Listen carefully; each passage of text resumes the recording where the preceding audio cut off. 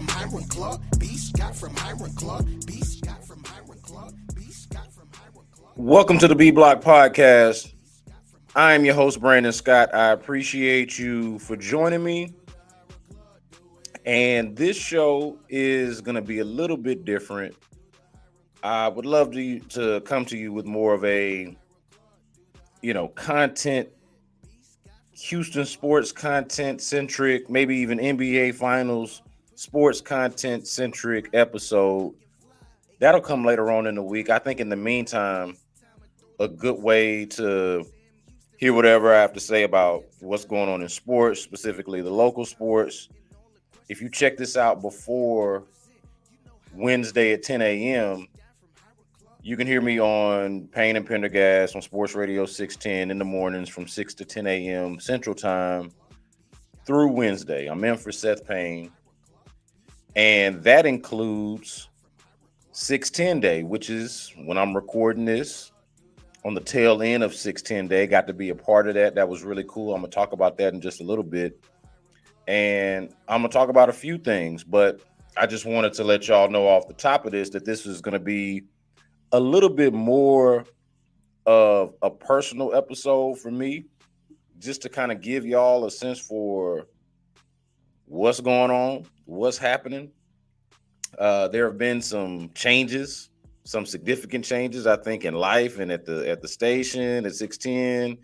And there's chatter, there's curiosity, there's speculation, and I'm not necessarily here to feed into that, but for the, 100 some odd folks that listen to, subscribe, download this podcast on a regular basis, I felt comfortable at least speaking out a little bit about what's going on and what's happening. And I'll start with this. It's been an interesting week, a really, really interesting week, a somewhat, I would say, emotional week for a number of different reasons, good emotion, bad emotion, but it's been quite a week, man. Like, imagine what the high and low of energy, or the highs and lows of just feeling, going from Monday, June 3rd, finding out that one of your radio partners is no longer one of your radio partners. And then a week later, Monday, June 10th, also known officially, by the way, as declared or proclaimed by the city of Houston as 610 Day, but in a 7-day span, going from that to then celebrating the said station, where just a week before, one of your radio partners you found out was no longer your radio partner. It's a range of emotions. It's a lot to take in. And honestly, I've had a lot of fun over the last week, especially on 610 Day. Especially on 610 Day, having an opportunity to sit there with Sean Pendergast for 4 hours and chat with Rich Lord, chat with Chris Myers, former Texans Pro Bowl center, and Rich Lord, obviously radio legend in Houston, hosted a show with Sean Pendergast called The Triple Threat. Got the third member of the Triple Threat later on in the show, and Ted Johnson. I used to listen to the show, was a fan of it, a fan of all three of those guys at various points. And so to have a 4-hour block where I got to kind of relive some of their moments and really just chop it up and be a part of the celebration of the radio station that, I've been listening to for at least, I would say, half of its 30 years of existence, and a place that I've been trying to work. I would say I was trying to get to 610 about a decade before I actually got there. And so to achieve that, and to also be able to share time and space with people that I listened to, respected, and admired along the way, was a tremendous deal to me, and a big honor for me, just personally and professionally, to be a part of that. So I hope y'all enjoyed 610 Day. I don't know if it necessarily went off perfect, but my portion of it, and the part of it that I was a part of, felt really good. And maybe it got a little strange at times throughout the day, given some of the hosts or some of the guests that we had, and just sort of the dynamics of all of it, and some of you guys probably know the Houston radio politics even better than I do, perhaps. But I mean, it was an interesting call to look up and see that Lopez had Josh Ennis on, and Josh Ennis, a lightning rod, and somebody who I did not ever expect to hear on the Sports Radio 610 airwaves ever again, as long as any of us live. And look, don't ever say never. Don't ever say what won't ever happen, because I'll be damned. You look up and Josh Ennis did 2 segments on Sports Radio 610. 2. I'd have never guessed it. I'd have never guessed it. But I know, Josh is like I mentioned, a lightning rod and a controversial figure. But I know that from a nostalgia standpoint, hearing from not just Ennis, but Rich Lord, Ted Johnson, Chris Myers, and Nick Wright, of course, joined Lopez, and I think it was Lopez and Mark Vandermeer at that time. And to hear Mark Vandermeer on the air, obviously Mark Vandermeer and Lopez were radio partners for some time. I believe they did the morning show together. That I'm sure was a treat for a lot of the longtime P1s and a lot of the longtime Sports Radio 610 listeners. And I mentioned this on social media after the show that, look, man, I'd been trying to get to this station at least as far back as I can remember, to 2010. And 2010 would have been my last year of college. And it also would have been the year that my oldest daughter was born. And so a lot of things happened that year. I stopped going to college for a while and I started working, but also along the way realized that as a young parent who didn't have anything, didn't come from money or anything like that, I was not going to be in a position to take an internship, and not just at Sports Radio 610, but anywhere. There weren't going to be enough hours in the day, and there was too much responsibility that I was, that was in my lap at that point to be talking about I'm going to use my time to work for free. It just was not a feasible thing. Aside from the fact that I don't really believe in it working for free. So I mean, but that's a whole nother matter. It wasn't even practical, much less ideal. So I didn't do that, and it ended up taking me 9 years. Of course, I went on with my life and with my career and did other things before the 9 years passes between trying to get the internship at Sports Radio 610 and actually joining the station. So a long road, a long journey. I got a lot of people to thank for it, and like just to kind of be a part. Like, think about it. I was there filling in today for Seth, filling in on 610 day for Seth Payne, who is in large part a reason why I'm here. It was his word and his recommendation, I think, that helped me get the job. And then, later on in the day, it's Nick Wright on with Lopez, and Nick Wright also played a role in not just getting me here, but in helping me build the confidence and the belief and the kind of just sticking with it, not kind of giving up on it, realizing that podcasting was worthwhile if you want to get into this business, and it's not necessarily for you to do an internship, or hey, look, you don't necessarily have to go to the big box brick and mortar media to get on. Like, you can do your own thing, establish your own voice, develop it, and you don't necessarily need the backing of the industry or of the big media company. Like, have faith and confidence in your opinions and what you can do and what you offer, and eventually good things will happen for you. And more or less, that was the lesson that I learned from being around Nick Wright, and that has rang true. That has proven itself to be true. That if you just kind of, obviously you got to have the relationships, you got to have some level of talent, you got to have something to offer. But if you just, merely stick with it and have a certain level of belief, that can take you a long way. So that's got a lot to do with why I'm here. It was real cool and sort of surreal to be there in the midst of this triple threat reunion, a show that I listened to, filling in for Seth Payne, who I also listened to, but had developed a some type of relationship away from radio, or at least I met him in college and we kind of stayed. At least he never forgot me. And again, is a large reason why I'm there. I'm filling in for him and sort of just living this dream of my early adulthood, as I, just a couple of weeks after I turned 35. Like, really, really cool stuff. And just overall, if you're into nostalgia, if you're into the history of radio in Houston, sports radio specifically in Houston, I imagine it had to be a big day, a really cool day to take in. And I was honored to be a part of it. Even if, look, man, if I could do it all over, man, I'm gonna be honest with you. I'll say this without speaking out of school. It would have been a much bigger deal.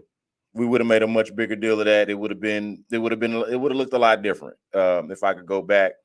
Especially from after experiencing it in the moment. I'm like, man, this is huge. I don't know if we've made this be huge enough, but certainly it was recognized. Our boss, or our brand manager, Parker Hillis, read the proclamation that the mayor put out to officially proclaim June 10th, 2024 as Sports Radio 610 Day, in recognition and acknowledgement of the 30 years of being Houston sports leader.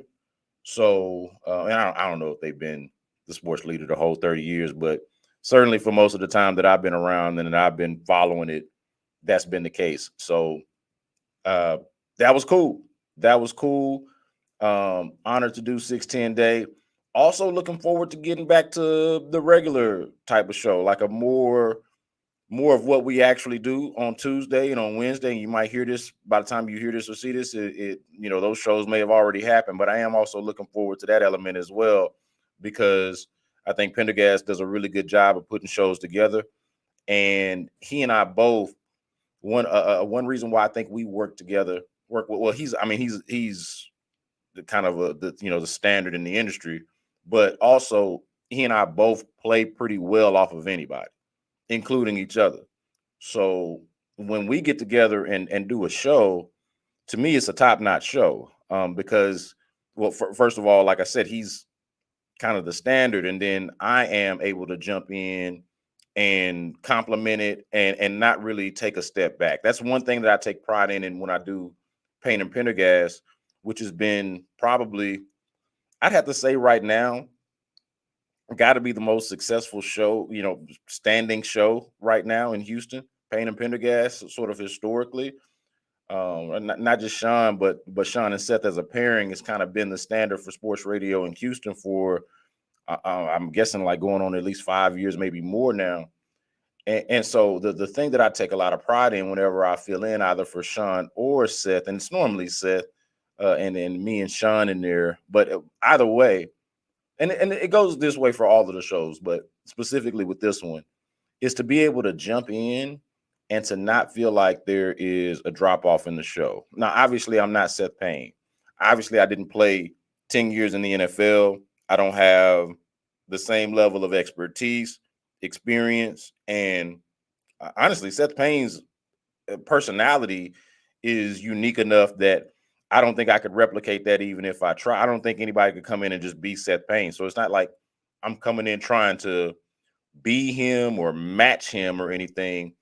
But what's cool about it is by coming in and simply being myself, it is not necessarily a drop off in the quality of the show. Now, it sounds a lot different, or at least a little bit different, and it's not the exact same vibe. And so, if you prefer, like if you come in and you're listening for Seth, then if you hear me, then maybe you might not stick around. But if you come in and you just like the show that they do, that you just like the show that Sean and Seth do, and I step in, then I'm not bad enough for you to just turn away just because of me. Maybe it really is because you want to hear Seth, but and that's fine. Obviously, that's fine. But the quality of show that we're able to do whenever I step in for any of the other hosts is something that I've been proud of for quite a while now. That will lead me into, and I don't want to make this episode too long talking about the industry and what's going on in the business, but that does lead me into In the Loop. And that's probably what, again, the few dozen people that are faithful to this show and that really care about what is going on with me and the station and my career and everything behind the scenes and all of that. Like, I appreciate all the support and love and whatever kind things that people say and all of the stuff that's out there. But I got to be real with y'all about this In the Loop thing, man. I was not, my immediate reaction to Landry not being on the show anymore, and that's the way I'm gonna characterize it. I'm not about to go inside baseball or inside the office politics or what's going on. I'm not about to speak out of school and tell y'all, give y'all the tea, give y'all the scoop on what went down and all of that. I'm not doing none of that. But what I will give you is my honest feelings and reaction to what happened and how it affected me as someone who is a part of the show, who is a part of a part of the station, a part of the show, and knows everybody who's involved in this thing fairly personally, like fairly personal and professional relationships with basically the whole thing. Like, I'm a part of it, right? And so my initial feeling and reaction was not about like, okay, what's next for the show? Who's going to be the next host? It was, damn, I was just on the show a couple of days ago. I was just on the show a few days ago. And I mean, it felt like a normal Thursday. I do the show, for whoever doesn't know, I do In the Loop every Thursday at 11 a.m. And I'm in for an hour and we have a good time. We have a really good time. And I had just done it, a few days before. And I had just listened to a good bit of In the Loop earlier in that day. And everything felt about as normal as things feel around here. Everything felt pretty normal.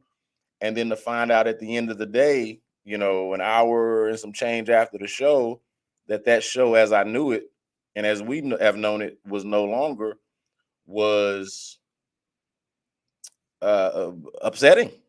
Upsetting, man. Like, I enjoyed doing radio with the both of them. So I enjoyed doing radio with them separately and together. And honestly, like, all of this, whatever this is, with me being whatever I am at Sports Radio 610, a lot of it is directly tied to the opportunity and the space that In the Loop gave me in that 11 o'clock hour on Thursdays. Like, before that, and I wish I could track for you exactly, maybe I could even look this up, but I wish I could track for you exactly how long I've been doing this with them. But it's been at least 2 years, maybe longer, maybe 3. But I, I am like the intro that I use, this intro.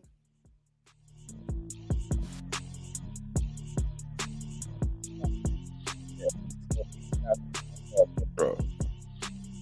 Figgy made that, and that was for and is for my appearance on In the Loop. You'll hear it every Thursday if you check it out. And so they were the first ones. I'm rambling this to say really that they were the first ones as a group to really believe in and endorse me beyond just the role that I play at the station, but as an actual radio voice and personality. Like, they were the ones to kind of take the leap of faith and say, hey, we're going to make him a regular part of our show. We're going to make him a weekly part of our show. Is my first, regularly scheduled hit. Okay. So that means something to me. It means something to me. And the radio, the quality of work that I felt like we were doing for the most part, also means and meant something to me. So there was I don't want to over dramatize it and call it grief, but there was a sense of loss for me in like this reality of I'm not going to do radio with Landry anymore, with Landry and Lopez anymore. And the next time, and I knew I wasn't going to be on that week because I had a prior, I just wasn't going to be able to be on that week regardless. And so the next time that I'd be on that show would be well over a week after the fact. And God knows what the show would look like or sound like or be like or what the future of it may hold exactly. Now Lopez I think is going to be around, so so there is that. But like the way it worked for me was going to be different. And so there was some, you know, a little bit of sadness about that. And I will say I feel comfortable enough saying this, and I'm not gonna like break this down. I hope y'all understand what I mean. But there was, I would say, shock, but not surprised. I would so if that does that I hope that makes sense to y'all. I was surprised. I was not surprised, but there was shock in it. Okay.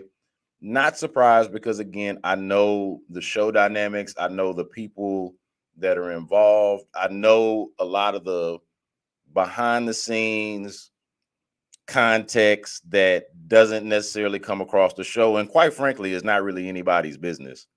um to like be like to be out there, a lot of this granular nitty gritty stuff of how things work behind the scenes, but I'm very aware of how things work because I work here.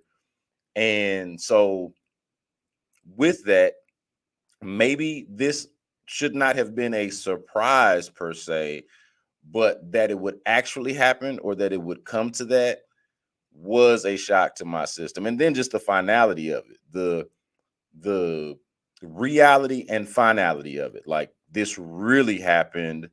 And not only did it really happen, but when something like this happens, it's kind of like irreversible.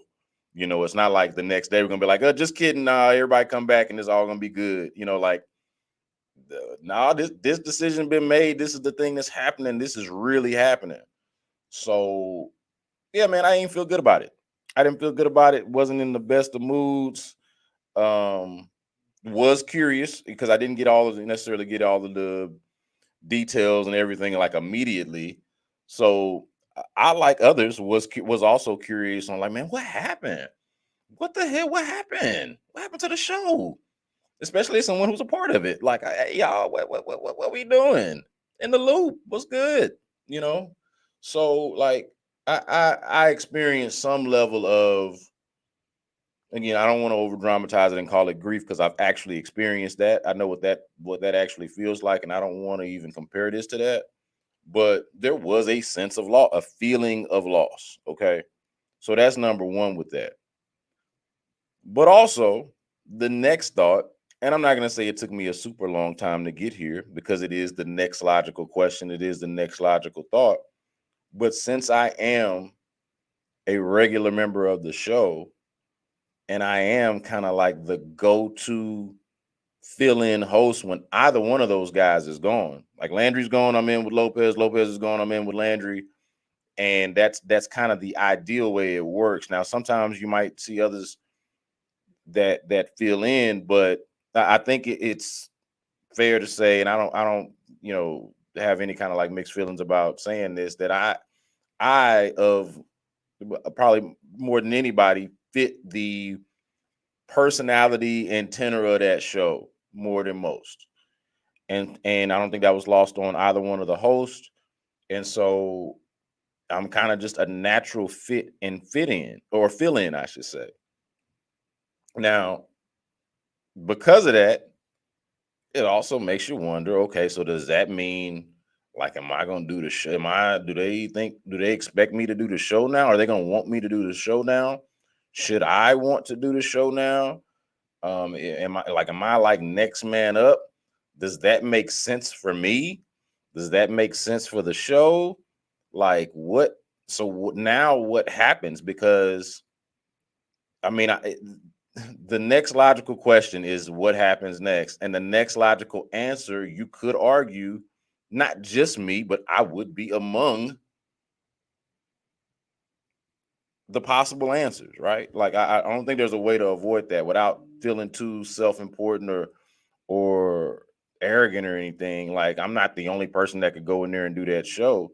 There's a lot of people that could go in there and do that show. But in terms of how the show has been, and it was a successful show, I think that should be mentioned too. It's not like they were failing or struggling or anything like that. That show was doing well, and I was fortunate enough to be a part of it. So if we're gonna stick with that, if we want to kind of keep with the theme of what the show has been and the success that the show has had, why not just bring in this familiar voice that doesn't really need a lot of training or introduction or ingratiating or anything. It could just be a seamless natural transition. Like it makes sense. Me replacing Landry, hard to deny, hard uh to avoid, just flat out makes sense. And I get it. And I understood why that was a thing that a lot of people were kind of suggesting or saying. And there's been some others out there. I don't want to make it seem like everybody just wants me to be on the show. There have been other names thrown out there, but mine was a sensible one to be out there. And so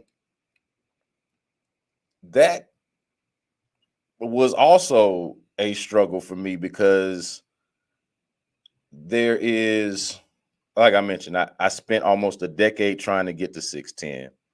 Was a big fan of In the Loop even before Landry got there, back when it was really, for the most part, when it was John and Nick. Okay, was a huge fan of them when they were on the mornings doing In the Loop in the mornings. And if you could have told me back then that fast forward a decade or so later, that I would have the opportunity to step in and take over and essentially fill the role that at that time Nick filled and most recently that Landry has filled. Like if you had told me that, I would have done like more things that I'm probably willing to admit to make that happen. Like I would have been just be beside myself. Okay, beside myself. So the tough part is that it's not 10 years ago. It's not the the same situation that it would have been when this was more of a dream and an aspiration as opposed to a reality, right? And so there was this weird, uncomfortable feeling of, man, doing that show, aside from the feeling of loss of, not doing radio with Landry, whatever, doing that show, taking over that show would be like a dream come true. And now I don't know if it's necessarily still the case per se. Like there's something to be said for once you get to a certain place of maybe viewing it differently than you did before you got there, or not having putting it on the same pedestal or that sort of thing. Like there is something to be said for that. And I think there's an element of that with me in radio and really just in my career in general. Like as a J school, when you're in J school, you look at all of the established journalists as like heroes, and man, that's what I want to be. And then you become one yourself, and you're like, oh yeah, I respect my colleagues, but this isn't like, I'm not trying to be any of these cats. I'm not trying to be any of these people. You kind of go through that maturation of just being wide-eyed to having more of a clearer vision on things. But again, I don't want this to go long, but so I will say it like this.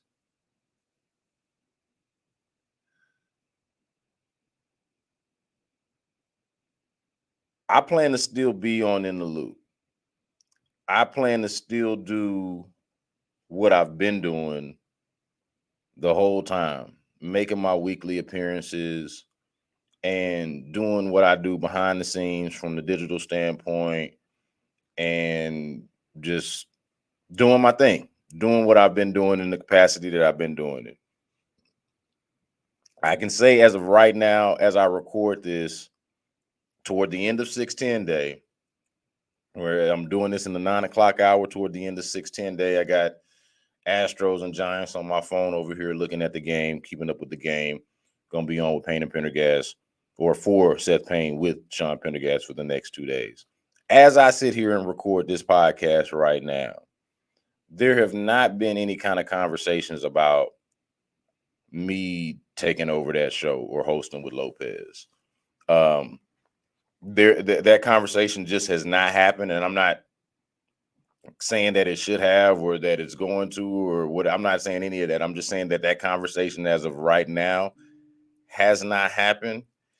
And you know what? As far as whether it will happen, I can say pretty comfortably that I'm not sure.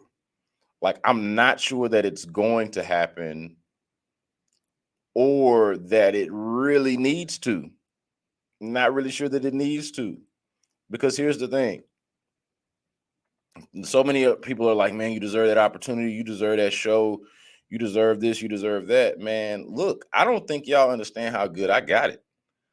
I don't think y'all understand the position that I'm really in. And that has to do with the fact that my actual role at 610, I don't want to get too much into this, but my actual role at Sports Radio 610 is not really necessarily one of an on-air personality. That's just another thing that I do there as part of the things that I do there. But I'm in a good position. I'm in a good spot, and taking over that show is not necessarily for me personally I think upgrade in status, stature, or whatever it is that folks might think it is. It's not really necessarily that. And for a couple of reasons. I'll explain them and I'll get out of here.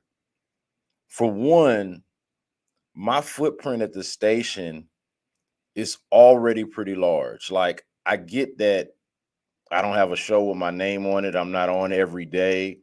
And there are some people, and I appreciate the ones who say this, there are some people that think I should be on a lot more.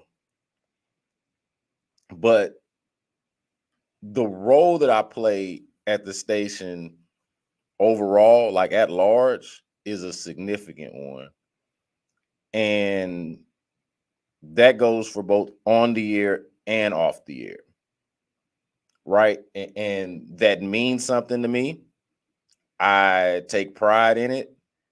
And I feel woven into the fabric of the station that is, at least for me personally, okay, is just as significant, if not more significant, than just simply having my name on a show. It's the role that I play, the importance, and I don't want to be too self-important about this because anybody could get fired, anybody could be gone the next day, everybody's replaceable, most of us anyway. I would include myself in that. Like, I'm not irreplaceable. Don't want to get it twisted. But I do play a significant role at the station. What I do is of import at the station. And so I don't need a show to necessarily feel more important or more recognized or more appreciated or more valued or anything like that. Like, it just is not that. It is not that. So there is that. And then probably more significantly, I felt like that was important to point out because, I think there's this feeling of, hey, if a guy's not on, doesn't have a show, but he's on sometimes and he's a fill-in, but he doesn't have his own show, he must want his own show, and they must be overlooking him, or he must be slighted in some kind of way if he doesn't have his own show. Like it's some kind of miscarriage of justice or something. It ain't that. I gotta clear that air. Like, it is not that. I do feel valued at the station. I do enjoy what I do, and I am very much honored to feel like I'm not that I have a show, but that I am a part of all the shows. Like, I'm in there doing Payne and Pendergast and for Seth, and then Seth's gonna be back on Thursday. But on Wednesday, I'm gonna do Pain and Pendergast, and then probably hop on the drive in the evening. You know, in the afternoon, I'm gonna hop on the drive in the afternoon, the way Seth does in the, during the football season when he does his show in the morning and then does a show with them or a segment with them later in the afternoon. And then the next day when he comes back on Thursday, I'll do my hour within the loop more than likely. We haven't discussed that, but I'm pretty sure that's gonna happen. So, oh yeah, no, we did discuss. What am I talking about? We did discuss this. So like, there is an example that I just gave of me I'm gonna participate in all three of the shows this week, including on 610 day. So I'm good, y'all. I'm really good in my position and where I'm at with the station. And beyond that, I should point this out. Okay. The position that I have at the station allows me a certain level of there's a certain level of responsibility that's put on me first and foremost, but also with that comes a level of independence and autonomy, like this trust that I'm going to handle this responsibility and that I'm going to do this work and that everything is going to be okay, right? But it also comes with, hey, you get to operate, you get to choose, decide, determine how exactly you do this job, what the work hours look like, how exactly, beyond when a game is. It's not just the things that are scheduled, right? Obviously, the things that are on your schedule, you're going to take care of those things. But, like live events is what I'm talking about. But beyond that, I'm given a level of freedom and autonomy that allows me to budget and plan at the station, but also for other things, to do other things that I'm passionate about. One of those things, okay? One of those things, and I'm proud to announce this, proud to be a part of this. One of those things now is also doing some work at the Houston Chronicle in a similar role to the one that I occupy at Sports Radio 610, but not exactly. And also just because the mediums are different, or the goals, what they're trying to accomplish, what you're trying to accomplish in radio, specifically sports radio, and what you're trying to accomplish as a newspaper are two totally different things. The only overlap might be where there is sports content, but you are occupying and operating in different spaces, right?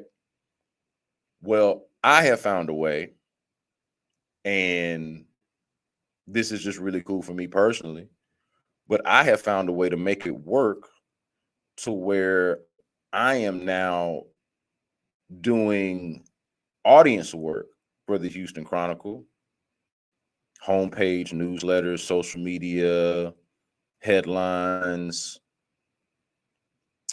editorial planning, just being a part of the overall like journalistic process that they got going on, and then of course filling in this specific role.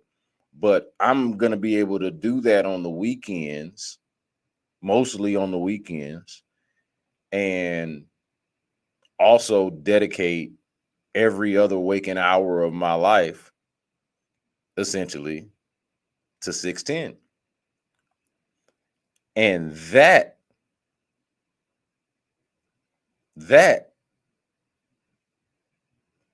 is my dream right now. That is me living my dream right now. I cannot tell you how excited I am. And I'll do my first weekend this coming weekend. But I cannot tell you how excited I am to do that and to be able to be a part of that, to one day be talking on the city's sports leader, Houston sports leader in radio, and then the next be punching out a newsletter for the newspaper of record, which clearly is not really a newspaper anymore. It's more the newspaper side of it is more of a novelty. The way you consume the Chronicle now is through your subscription, newsletters to your email, alerts to your app. And then, of course, if you've got a subscription, you just go to the homepage and start reading. Maybe that's the way you do it. But you ain't unless you couponing, you probably not really opening that newspaper if it even comes to your doorstep or to your driveway. This is how the way that I'm giving it to you is how you consume the news now. And it has been for a long time.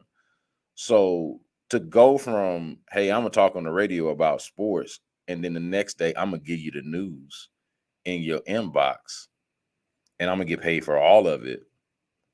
Hey, that is the dream for me. That's my dream. And it makes a lot of sense for me personally. All right. It is reflective of how things have changed since 5 years ago when I first got to Sports Radio 610. Certainly how things have changed since 14 years ago when I first tried to get to Sports Radio 610, or all of these years and these different times where I've tried to get to the Chronicle. Tried that too. And here I am now with an ability and an opportunity to occupy both spaces without conflicting with the other, without shortchanging the other. And the Chronicle's just getting to know me, but you can ask the folks that I work for at Odyssey and at Sports Radio 610. I'm busting my butt, man. You ain't got nobody that's trying to get over. I'm gonna give it to you. I'm gonna give you the effort. And that's what I'm doing these days. That's what I'm doing, and that's what I want to do. And I feel like everybody can win from it. I'm winning, obviously. The radio station's winning. The newspaper, assuming that I go there and do good work, which I plan to do, is winning. And so dreams change. I guess that's the theme of this. Man, I don't know if I'm gonna title the podcast that, but that is the theme of this, man. The whole idea is, hey man, look at me on 610 day hosting with Sean Pendergast, chopping it up with Chris Myers, chopping it up with Teddy J and Rich Lord, and realizing this dream as a P1 turned host, but also this ain't the only dream and this ain't the only way to accomplish your goals. It's to just simply have a show with your name on it. So that was a lot. This probably double the amount of time that I wanted to spend on this and how long I actually wanted to talk about this. But the point is, I love In the Loop, have loved In the Loop long before I ever appeared on it. Okay. Just want to get that off top. Have been a loophole before Landry even coined the term and remain one. Plan to continue to do what I've been doing. And hey, if a conversation comes up about doing this show, I'm not saying I'm gonna be opposed to having it. I don't want to feel like anybody's gonna come away from this podcast saying, "Hey, man, B.Scott not gonna even talk about that job. He not gonna even he don't even want it. He not gonna even talk about." No, I mean, if the conversation comes up, we'll have it. I'm not going, cover my ears. I don't want to talk about it. I'm happy. Let's not talk. If it comes up, and we'll talk. But I do want to sort of be on record of saying that I'm extremely happy with what I'm doing, extremely excited about what I'm doing, both present and future. Present being what I got going on at the radio station that I value tremendously. and do not take for granted any of the opportunities or any of the moments that I get to be either be on the air or to do the things that I do behind the scenes in the digital space or whatever the case may be, the relationships that I build, the remotes, the remote broadcasts and the listeners that I get to meet and all of that. Like, I don't take any of that stuff for granted. Love it. Love, love, love, love, love it. And then this other opportunity that's come up that was just too attractive for me to even consider turning down.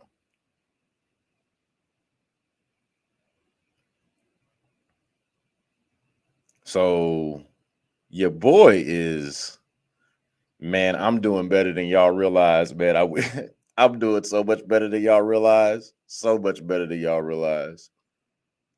Where the best thing for me, more than likely, is to keep doing exactly what I'm doing. And so when people ask me these days, like, how you doing? How are things going? Of course, I've been through a lot. Been through a lot the last year.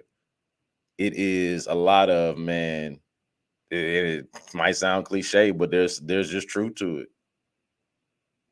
Being right where you are. Where are my feet planted at? And you know, it's a blessing really to be able to say that where my feet are is actually where I want to be. A lot of times you hear that, hey man, be where your feet are. And you don't want to be where your feet are. Like, you try, like, if there's coals under there or whatever it is, like you trying to move. You trying to move somewhere, move something. You might not be happy with your current state. Not everybody can relate. Not everybody can say that that's the case for them. I can absolutely say that. And look, I owe that to Sports Radio 610. I owe that to In the Loop, all of those guys, Landry, Lopez, Figgy, for like it says a lot for at a station where everybody believed in me when I got here. Like, since I've been here, everybody has shown a certain level of belief in me that has been incredible. So for them to show the most or the highest level of belief in me since I've been here says a lot. Says a lot. So I'm grateful for that. Grateful for that. But also grateful and excited about what the future holds for me. Can't wait to see what happens within the loop and how things shape, how that show sounds and looks going forward. I think there are some talented people here in the city that would be worth considering. I think there are some talented people outside the city that I'm sure will be considered. I hope whoever it is, and I'm pretty sure Lopez and Biggie will check them. I hope they let them know, hey, B.Scott's a package deal. You're going to talk to this guy on Thursdays at 11 o'clock, whether you like it or not. So be ready to hear his shit. Be ready to hear what he's got to say. Open up that Google Doc. Oh, that's another thing. The Google Doc. I got to figure out where we do where the show planning happens now. But that'll be easy to figure out. We'll do that. We'll handle that offline, not here on the air for the podcast. But look, I appreciate y'all for, like, if you made it this far of me rambling about what's going on in my life and how much I love 610 and how excited I am about doing some weekend work at the Chronicle and how much I love In the Loop and my little therapy session about finding out that the show as I knew it was changing, and you stuck around for that. Shout out to you, because that means you really, really rock with your boy. And look, I cannot really, honestly, cannot thank you enough, because I am not here or in a position, I think, to even have this be a topic if not for the belief in me, and I'm sure a lot of the positive feedback that I've had over the last several years of being on the air. So, yo, man.